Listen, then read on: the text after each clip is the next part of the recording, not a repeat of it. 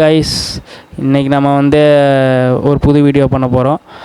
நேயர் விருப்பம் சப்ஸ்கிரைபர் ஒருத்தர் இரண்டாம் உலகம் ப்ளூ சட்டை மாறனோட ரிவ்யூ ரியாக்ட் பண்ண சொல்லியிருக்காரு. நம்ம அது பண்ண போகிறோம். இப்போது அது 10 வருஷத்துக்கு முன்னாடி வந்திருக்குங்க. ஆர்யா நடித்தது. பார்க்கலாம். Welcome to Tamil talkies dot net. இன்றைக்கி நம்ம திரை விமர்சன நிகழ்ச்சியில் இயக்குனர் செல்வராஜ் இயக்கத்தில் வெளியே வந்திருக்கிற இரண்டாம் உலகம் படத்தை பற்றி பார்க்க போகிறோம்.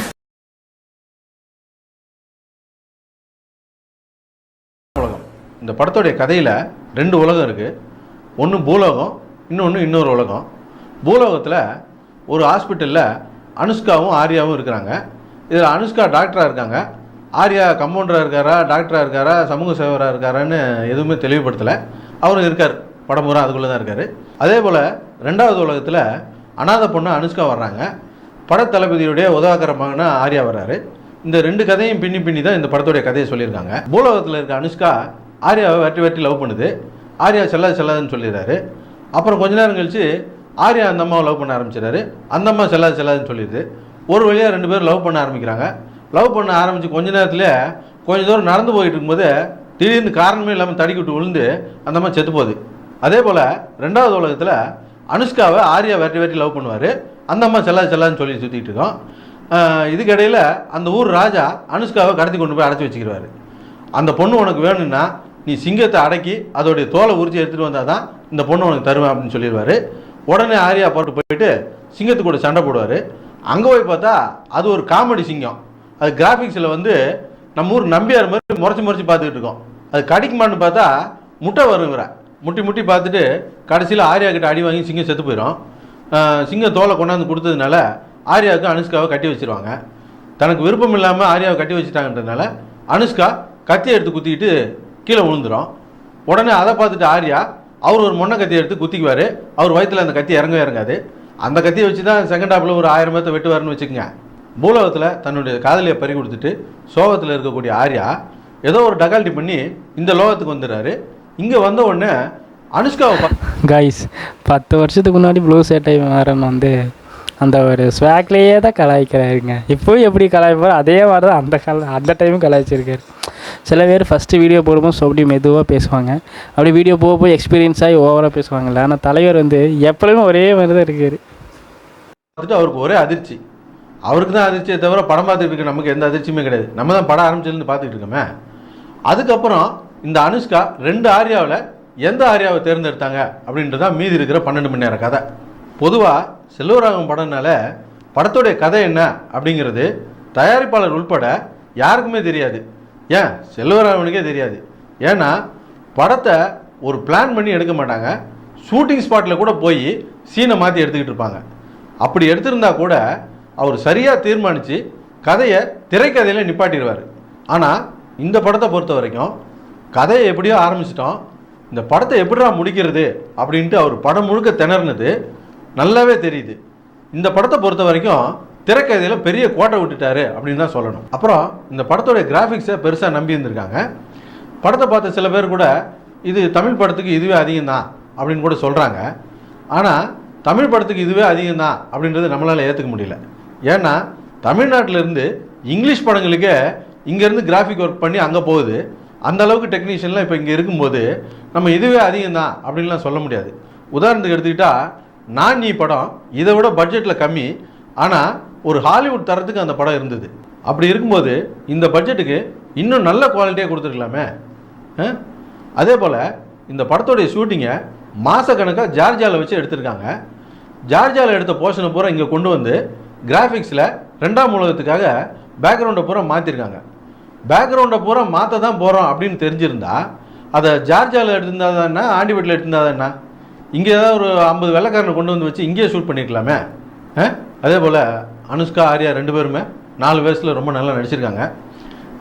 செல்வராகவன் படம்னாலே மியூசிக் எங்கேயோ இருக்கும், ஆனால் இந்த படத்தில் எங்கே இருக்குதுன்னே தெரியல. ஆரம்பத்திலே யுவன் சங்கர் ராஜா கழட்டிட்டு போயிட்டார். அப்புறம் ஆரிஸ் ஜெயராஜ் ஏதோ பண்ணிவிட்டு அவரும் அத்துட்டு போயிட்டார்.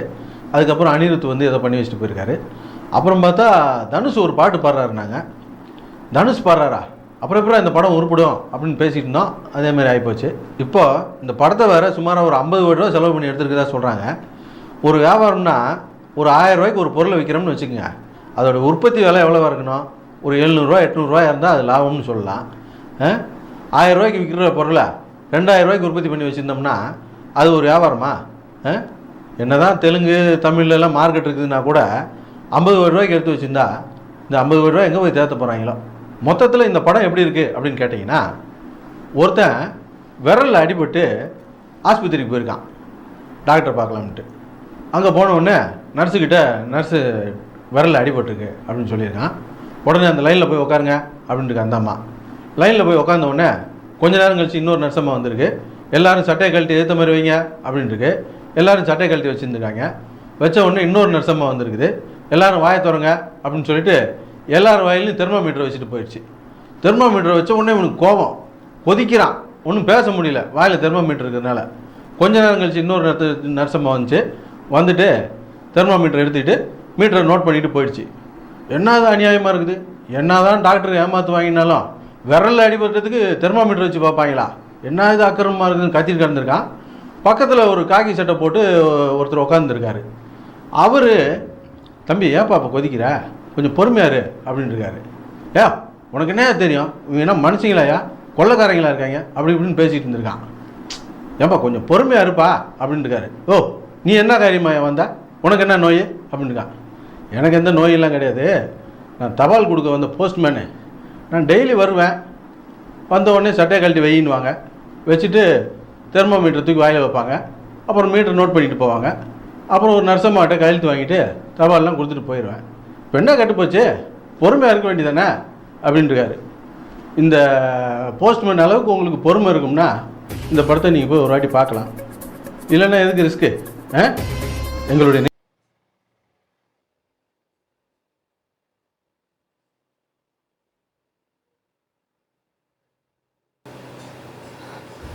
கைஸ் அந்த ஸ்டோரி வந்து எக்ஸ்பெக்டே பண்ணல கைஸ். தபால்கார அளவுக்கு உங்களுக்கு பொறுமை இருந்தால் நீங்கள் இந்த படத்தை பாருங்கள். ஆக்சுவலாக நானே வந்து இந்த படத்தை தேட்டர்லாம் பார்க்கல, டிவியில் போட்டாங்க. அப்போவே என்னால் பார்க்க முடியல. அது அவ்வளோ ஒரு என்னமோ பண்ணி வச்சுருந்தானுங்க. என்ன பண்ணி வச்சுருந்தானுங்கன்னே தெரியல. சொல்லி தான் எனக்கே தெரியும். ஒரு அனுஷ்கா வந்து 2 ஆரியாவை லவ் பண்ணுவா. கடைசியில் யாரை கல்யாணம் பண்ணி டிசைட் பண்ணுறது, கடைசியில் ஒரு அனுஷ்கா தான் 2 ஆரியாவை டிசைட் பண்ணுறதுன்னு இப்போ தான் தெரியுது. நான் கலைஞர் டிவியில் பார்த்தேன்னு நினைக்கிறேன், கலைஞர் டிவி தான் நினைக்கிறேன். அதில் தான் பார்த்தேன். அன்றைக்கி உட்காந்து எப்படியோ பார்க்கலாம். அந்த டைம் கொஞ்சம் சின்ன வயசு, நம்ம வந்து அந்த கிராஃபிக்ஸ் எல்லாம் பார்த்து ஓகே சிங்கம்லாம் வருது நல்லாயிருக்கும் போல் அப்படிலாம் நினச்சேன். பட்டு வேஸ்ட்டுங்க. அது வந்து அன்றைக்கி பார்த்ததே எதுக்கு பார்த்தேன்னு ஆயிடுச்சு. சில படங்கள் இப்படி தான். ஆனால் 50 கோடி பட்ஜெட்டுன்னு என்னால் நம்ப முடியல. அவ்வளோலாம் அது வர்த்தே இல்லை அன்றைக்கி. மியூசிக் டேரக்டர்னு இவ்வளோ பேர் போட்டிருக்காங்க மியூசிக்ஸு. ஹரி ஜெயராஜ், யுவன், அனிருத். அதை பற்றி யாருக்காவது தெரிஞ்சால் கமெண்ட்டில் சொல்லுங்கள். ஓகே காய்ஸ், அடுத்த நெக்ஸ்ட் வீடியோவில் பார்க்கலாம். பாய்.